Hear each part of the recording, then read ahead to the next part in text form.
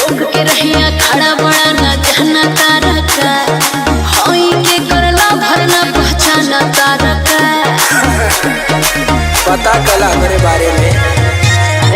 लोग के रहिया खड़ा बड़ा न जाना तारा का होई के करला भरना पहचाना तारा का सुना सुना संत बनी तो बुझे जन बेकार होई रे माफिया भी मांगे ले माफी हम यहाँ के सरकार होई रे पैसा का माफिया भी मांगे ले माफी हम यहाँ के सरकार होई रे बुझाए बुझाइल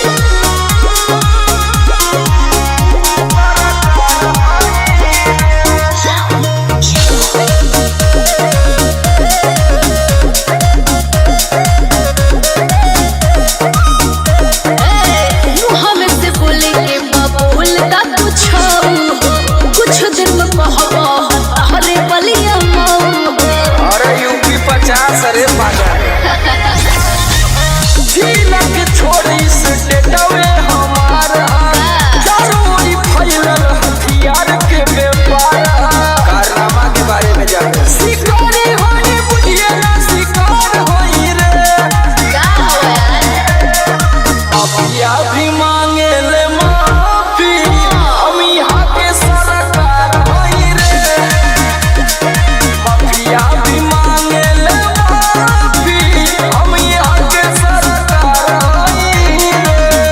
जहाँ जाओगे हमें पाओगे बनबो नेता हम यहाँ के सरकार होई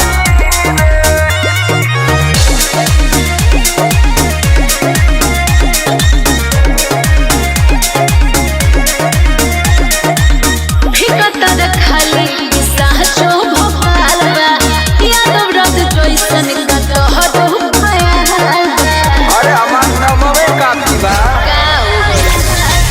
सोच से बड़ा तोरे हमार काम रे गूगल पर सर्च कर समर सिंह के नाम रे पता चल जाई कर दो सबसे खतरनाक हथियार होई रे रुपया चल जाई रुपया भी मांगे ले माफी हम यहाँ के सरकार होई रे माफिया भी मांगे ले माफी हम यहाँ के सरकार होई रे चला समझ गेलू ना तो विस्फोट हो जा अरे